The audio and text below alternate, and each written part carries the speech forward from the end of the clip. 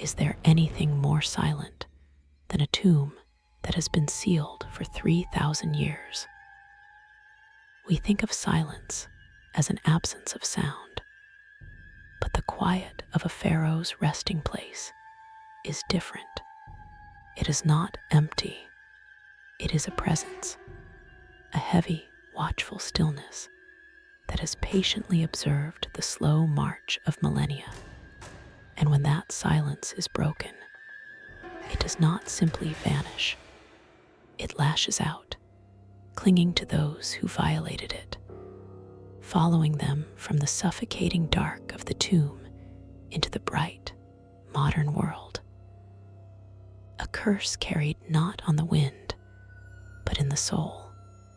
Our story begins in the golden, sun-scorched sands of Egypt's Valley of the Kings. The year is 1922. After years of fruitless searching, English archaeologist Howard Carter, funded by his patron, Lord Carnarvon, makes the discovery of a lifetime. He uncovers a flight of steps leading down to a sealed doorway, the entrance to the tomb of a little-known boy king, Tutankhamun.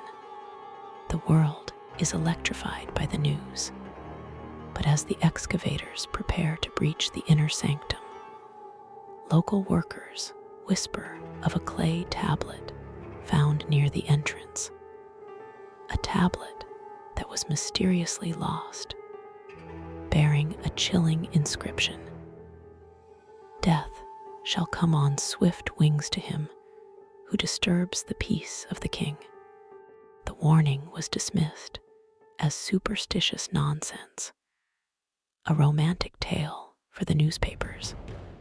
Carter and Carnarvon proceeded, opening a small hole in the final sealed doorway. As Carter peered inside with a candle, Carnarvon anxiously asked, "Can you see anything?" Carter's famous reply was, "Yes, wonderful things." And they were. The tomb was a treasure trove, an almost perfectly intact collection of unimaginable golden riches. But the world's wonder soon turned to a quiet, creeping horror. The curse, it seemed, was not just a story. It was a promise. Lord Carnarvon was the first to fall. Just a few months after the tomb was opened, he was bitten on the cheek by a mosquito. The bite became infected, and he soon died from blood poisoning in a Cairo hotel.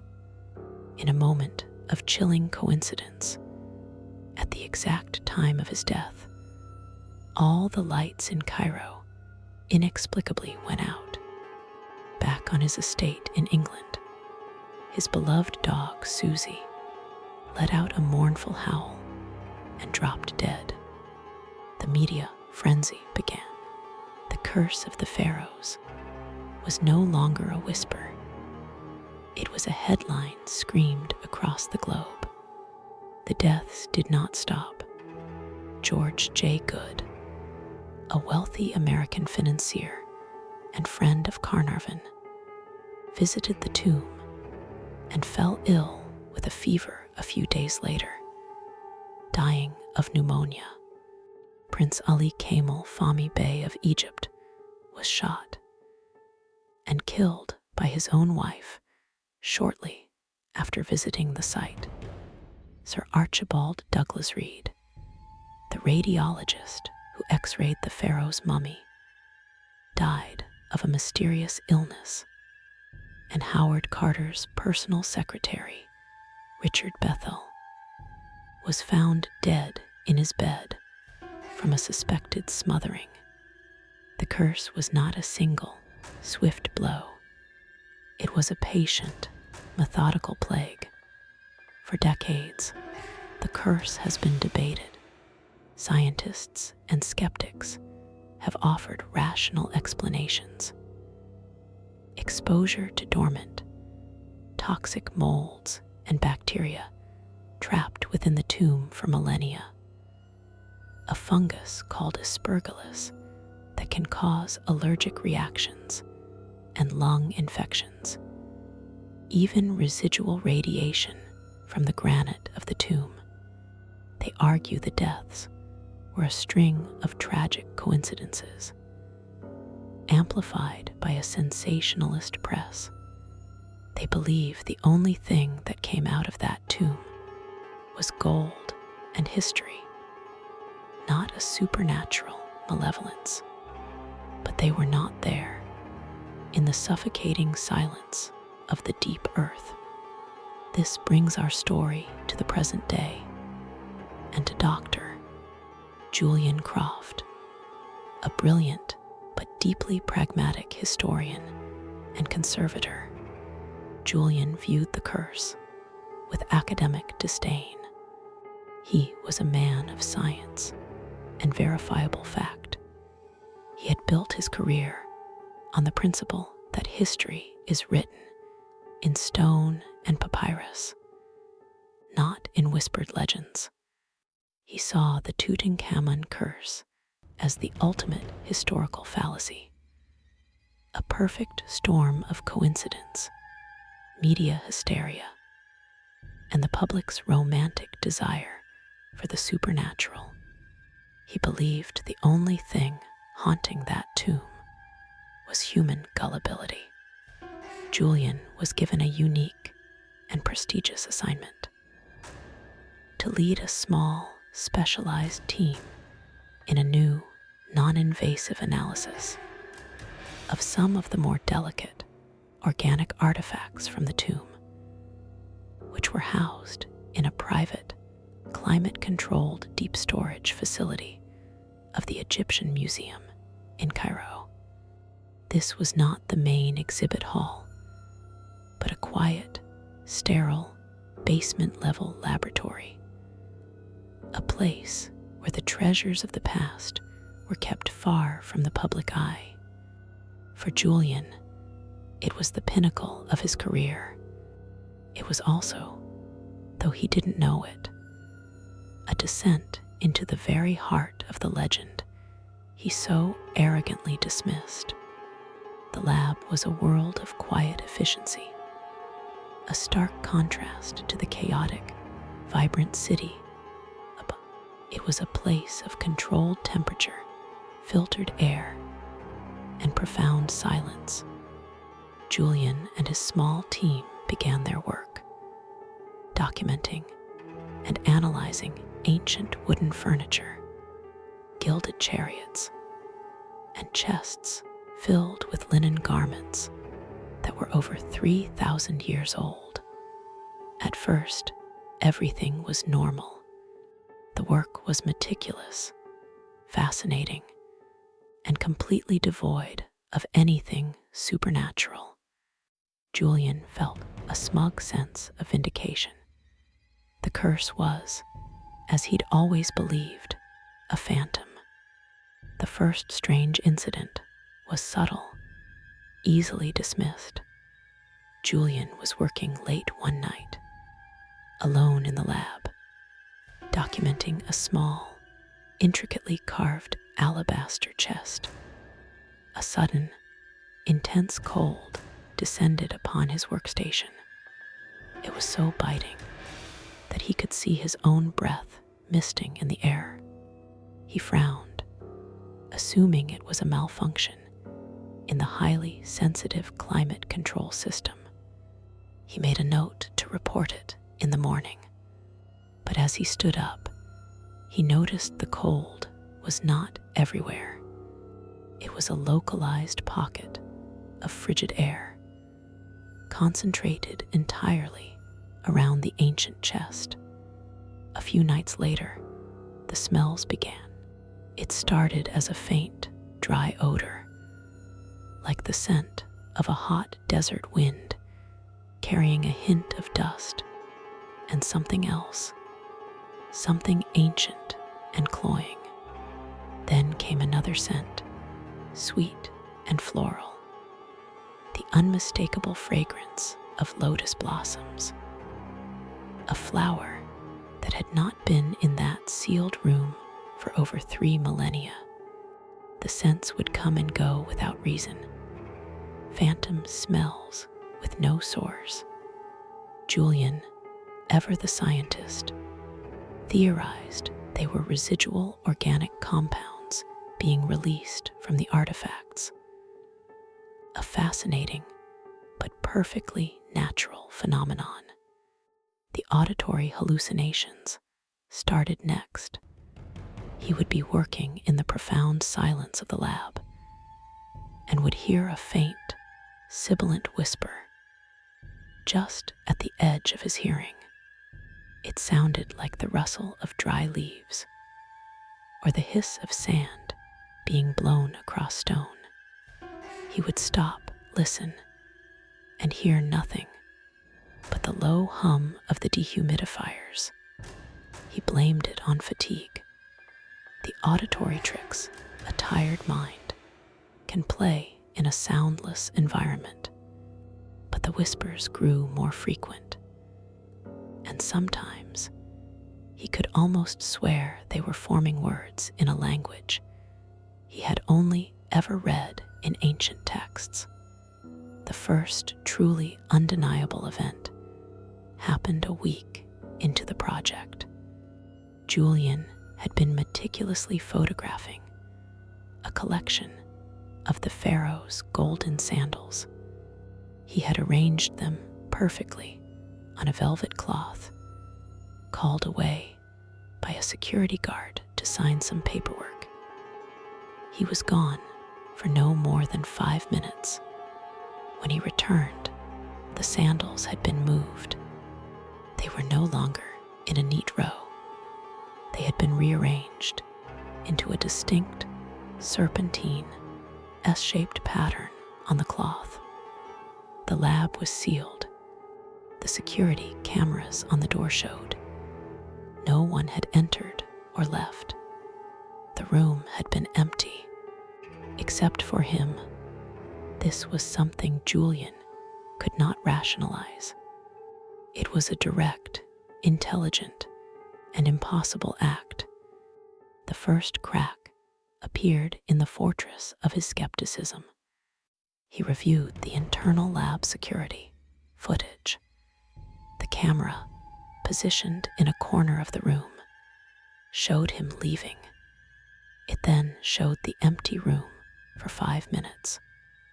Nothing moved, but when he re-entered, the sandals were in their new, serpentine configuration. The event had happened in a blind spot of the camera. Or more terrifyingly, it had not happened in a way a camera could perceive. The silence was not empty, it was watching. And now it was playing games. His sleep became a gateway to terror. He began to have the same recurring nightmare. He was not in the lab, but in the tomb itself, a place he had only ever seen in photographs. The air was thick, stale, and completely devoid of life. The golden treasures gleamed in the darkness around him, but their beauty felt menacing. Like the bars of a golden cage, he felt a profound sense of trespassing, of being an unholy intruder in a sacred space. And he was not alone. He could feel a presence with him in the dark, a cold, ancient intelligence, watching him with an unseen, judgmental gaze. The presence in the dream felt different from a typical nightmare figure. It was not a monster that chased him, but a judge that observed him. He felt its immense age, its connection to the very bedrock of the desert. It was the guardian of the tomb, the Ka, a pharaoh's spiritual double, bound to protect his final resting place for all eternity. In the dream, he would hear a single, repeated whisper, a word that echoed in the silent tomb, and in his own soul. Kuri, the ancient Egyptian word for outsider or enemy. He would wake up, his heart pounding, the words still hissing in his ears. The activity in the lab intensified, growing bolder. Tools would vanish from his workbench, only to reappear in a different part of the room. The temperature would plummet without warning.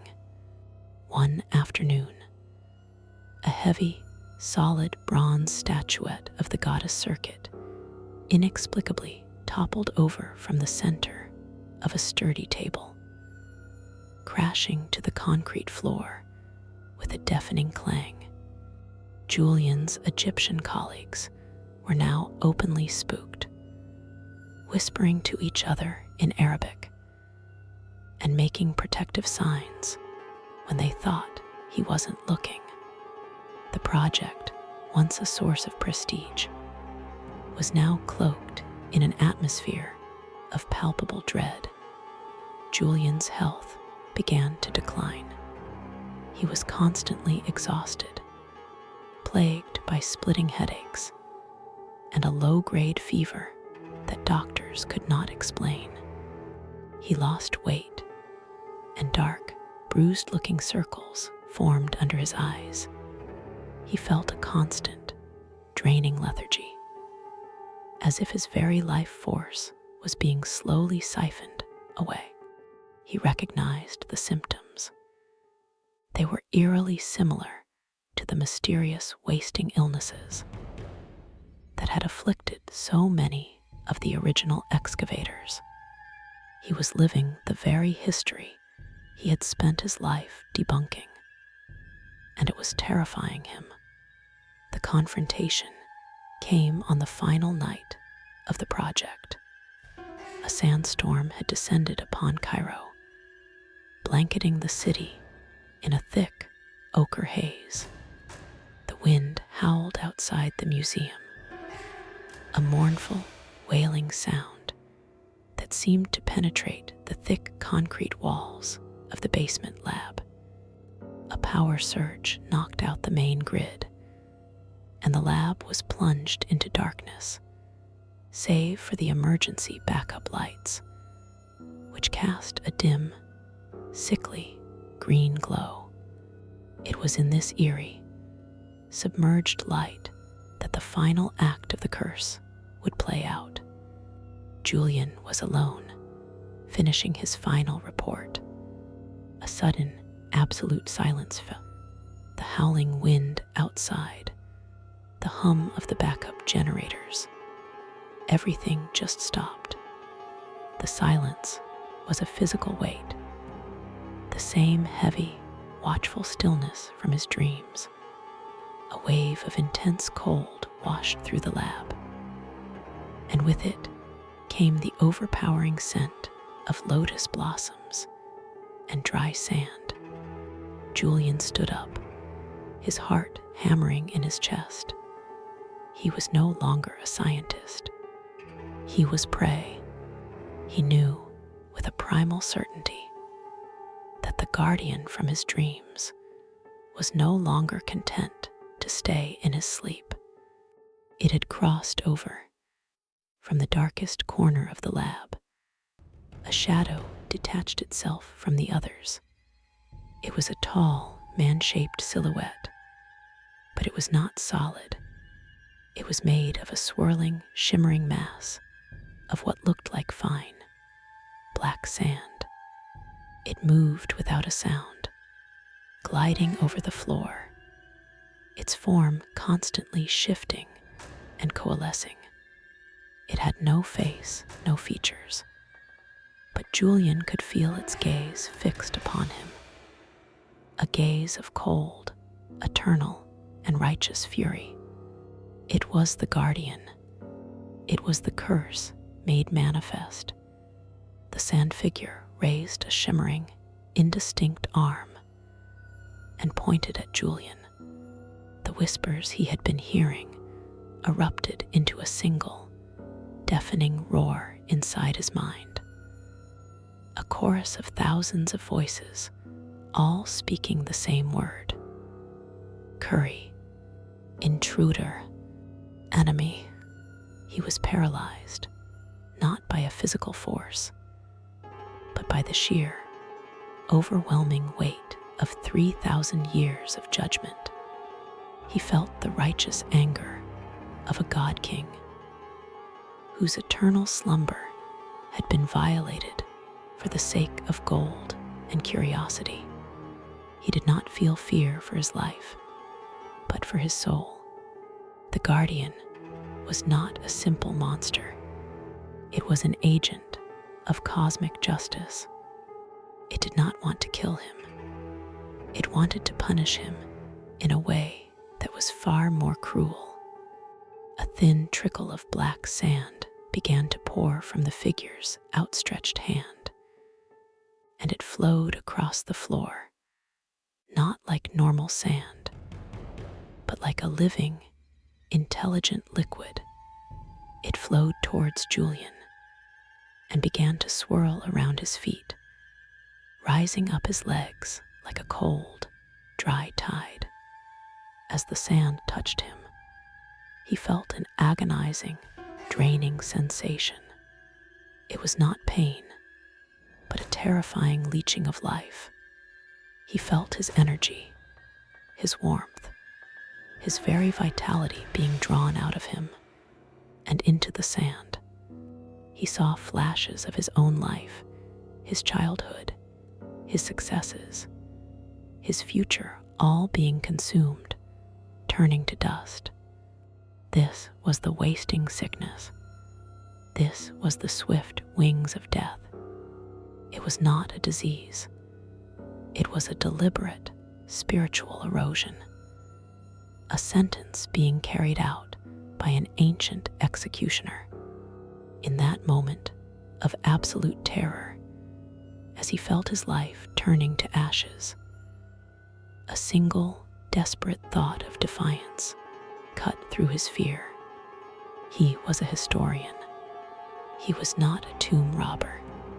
His work was for preservation, for knowledge, not for greed. He had not disturbed the pharaoh. He had tried to understand him. With the last ounce of his strength, he did not fight back or run.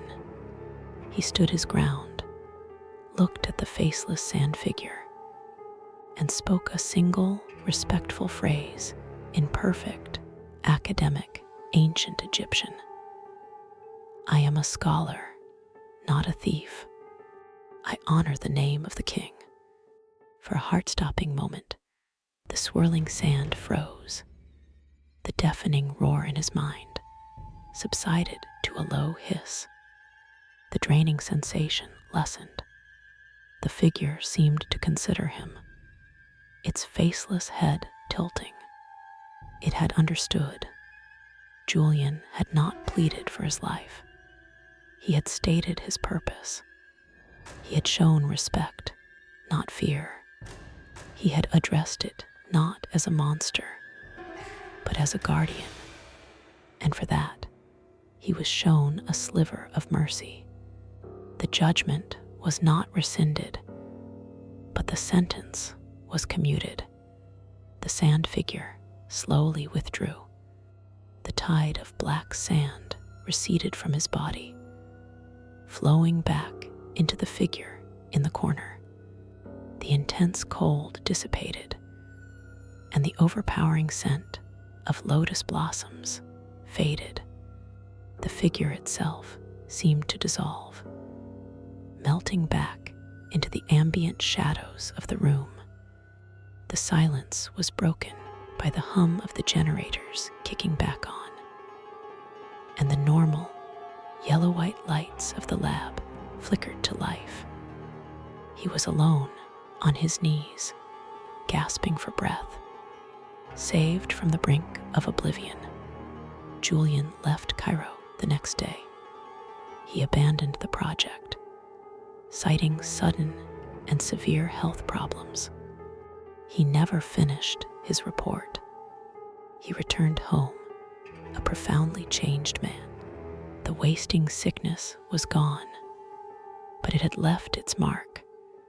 His once dark hair was now streaked with gray, and his face was etched with lines of a man decades older. He had the haunted, weary eyes of someone who has stared into an abyss and seen it stare back with the cold, unforgiving judgment of eternity. He could no longer work in museums. He could no longer bear the silence of libraries or the presence of ancient artifacts.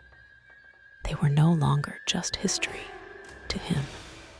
They were sleeping things, things that had guardians, things whose peace was a fragile, sacred veil. He had not been killed by the curse, but his life, as he knew it, was over. He had been judged by the guardian of the tomb and had been found worthy of a fate worse than a quick death. A long life, haunted by the memory of its touch. He became a recluse, living in a small cottage, avoiding the quiet and the dark. He developed a strange, specific phobia. He could not stand the sight or feel of sand. A day at the beach was an impossibility. Even an hourglass was a source of profound anxiety. The fine, black grains of the guardian's form were forever burned into his memory, a symbol of a power that science could never hope to measure or explain.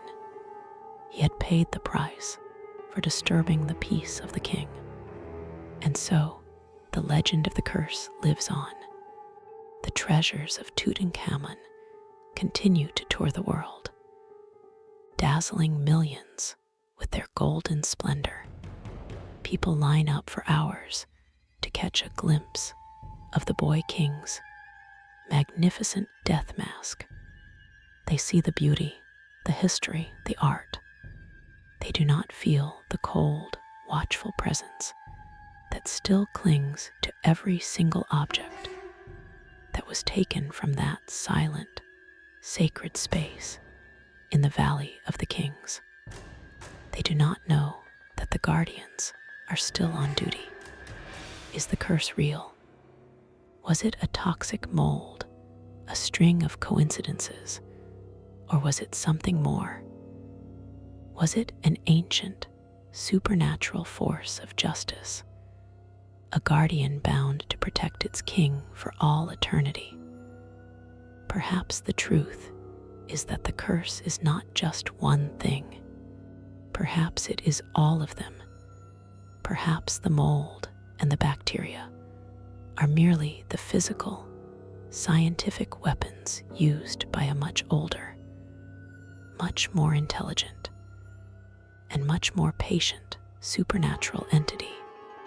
The swift wings of death can take many forms. The next time you see the golden treasures of a long-dead king behind the sterile glass of a museum display, remember this: you are not just looking at history. You are looking at the contents of a holy, consecrated grave, and the silence that surrounds those objects is not empty. It is watchful, and it does not like to be disturbed, because death is not the worst punishment for an intruder. The worst punishment is to be allowed to live, forever carrying a small piece of the tomb's angry, eternal silence with you.